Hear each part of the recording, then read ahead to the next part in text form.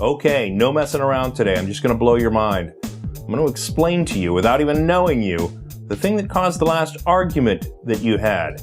And that's not even the crazy part, because I'm going to explain to you the thing that's going to cause the next argument that you have in the future. In fact, I'm going to explain every argument that has ever happened throughout the history of the world. And if you understand that process, you may never have to have another argument again. Ready? That's good tea. Go.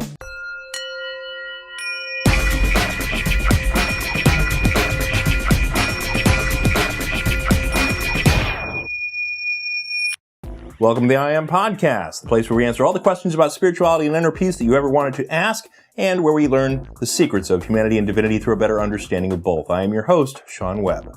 This week is another topic in our Body, Mind, Spirit 101 series. These are the basics that we need to have a common vocabulary for when this show starts to get really awesome.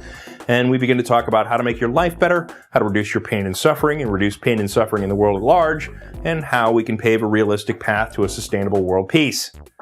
Nothing like having a goal. Now, as a warning, if you're just joining us, these first 20 episodes or so kind of build on each other. So if you haven't seen the earlier episodes, you might want to go back and check them out so you can get the most from this episode. And before we dive into today's episode, I want to thank you for all your emails and words of support. And I particularly wanted to thank those of you who reached out to offer to help in molding these messages for the ears of children and teens who need to hear them. I agree with your thoughts that this stuff can help kids and teens especially who are dealing with emotional issues, and I'd like to get started on that ASAP. If anyone else wants to help with that, send me an email at sean@iamspirituality.com. Now, that said, I know I owe a lot of you some return emails that I promised to get you, and I will do so. I just got to get through them. So for now, let's just get into today's episode.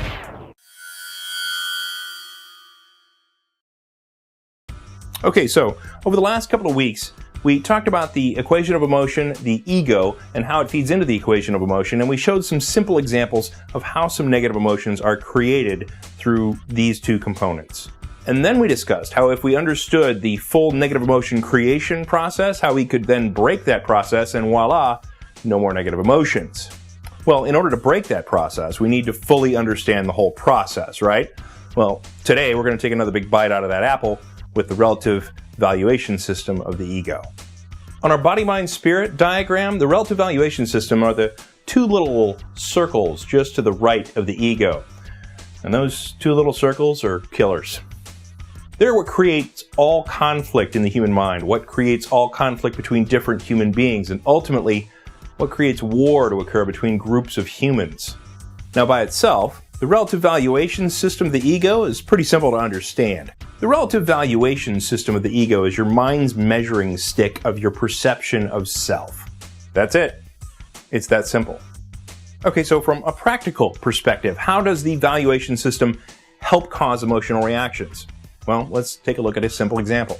Okay, so let's say that your boss at work comes up to you, slaps you on the back, and says, "Hey, I just want to let you know you did a great job last week, and I'm really glad to have you on the team." So, in your mind, your boss's compliment results in an egoic valuation increase. You're a good employee. This feeds into the equation of emotion we discussed in episode 4. Your reality as it's perceived is that you're perceived as a good worker. Your preference, not necessarily your expectation, but your preference is that you would be perceived this way. There's little difference between your reality and your preference, and so a positive emotion becomes the result. I'm a great worker. Yes! So now let's say someone else other than your boss comes up to you and says, "You're stupid." Yeah, it's a simple example. Let's just go with it. So now an external influence has come up to you and attacked your ego's valuation, your mind's perception of self, now potentially stupid. This feeds into the equation of emotion. Your preference is that you are not perceived as someone who is stupid. And because anger is the result of an external attack on your valuation, anger is the emotion the ego or the me feels. You're stupid. Anger. Now, what's important to notice here is that there's an imbalance in the equation of emotion at the moment.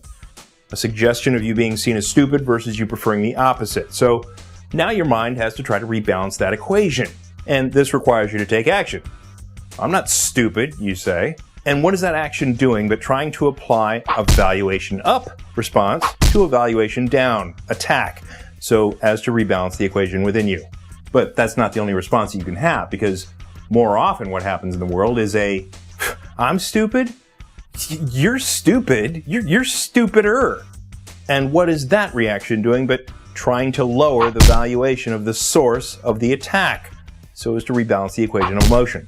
If you can discredit the attacker, then the attack becomes discredited. You immediately devalue the source, and the equation is then rebalanced. And this rebalancing the equation of emotion thing is important to understand because it causes us to take a lot of our actions in life. As an example, let's say someone slaps you in the face in public. That's an egoic devaluation for your ego. It's a valuation down. And the reason that you want to take action and slap that person back is directly due to the valuation adjustment that your mind now needs to balance the equation of emotion. Because if you can devalue that person, then things become balanced. The mind thinks, you slap me, well, I'm going to slap you right back. Or even better yet, I'm going to punch you and get up one better on you. Or Steve Jones, next door, buys a BMW. Now he's ahead of you in the worldly accumulation of stuff. So keeping up with the Joneses, coveting that BMW and wanting one of your own, or even better, you get the Maserati to one up Mr. Jones. All this stuff is the relative valuation system at work. Ladies, shoes, you know what I'm talking about. Don't worry, you're not going to have to give up your shoes. I know, I was about to lose half of you, right? But anytime you're comparing your shoes or your wardrobe to that of any other woman, well, that's your relative valuation system at work in your mind. And besides influencing a lot of thoughts and actions in our life in that kind of way, the big secret of thing one and thing two is that all the definitions of emotions are connected with how things go down in this bad neighborhood of the model. For instance, sadness.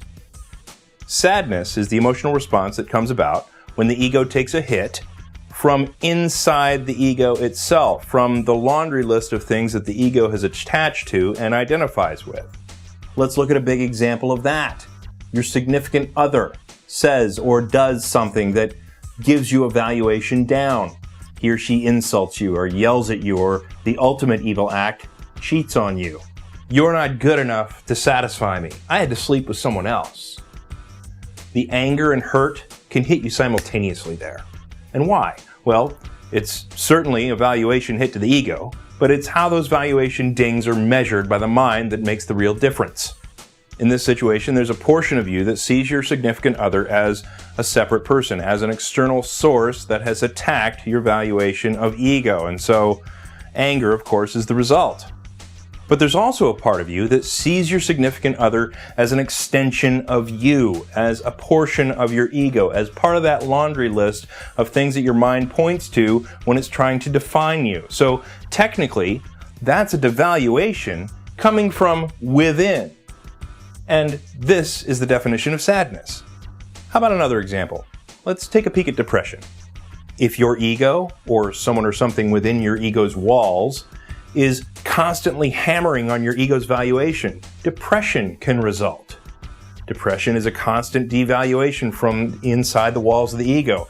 A domineering spouse, being laid off from your job for an extended period, having a body image you're not pleased with.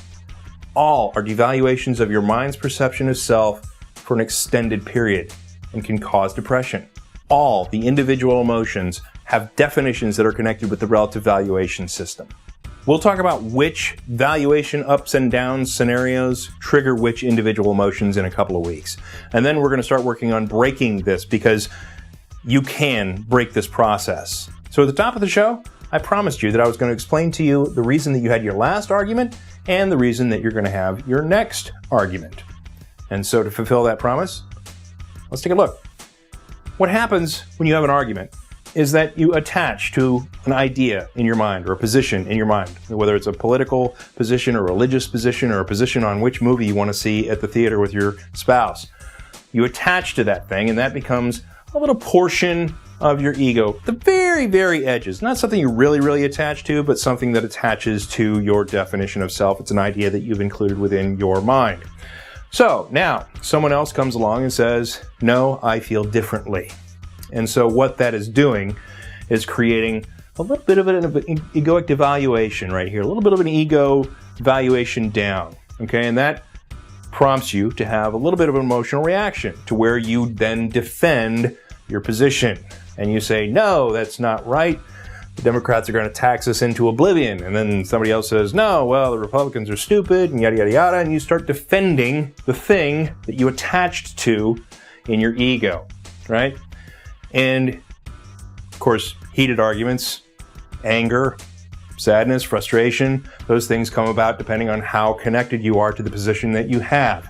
And your next argument is going to be exactly the same. It's going to be you attached to something in your mind, and someone else came along and attacked that position or that idea. Not necessarily attacking what you think is you, but in reality, it is what your mind thinks is you. And so that's why you have that argument. That's why you defend that position. And that's why you're having that conflict in your life. And that's why when we break this, you won't ever have to have another argument ever again, without having to give up your preferences, likes, dislikes, or attachments, because you just won't feel that you have to defend them. It'll bring a lot more inner peace to your existence.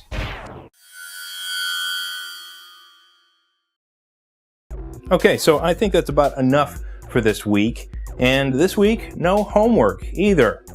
But I'd like you to think about this stuff, because this little system behind me is the reason that negative emotions exist. And if we can understand it, we can break it.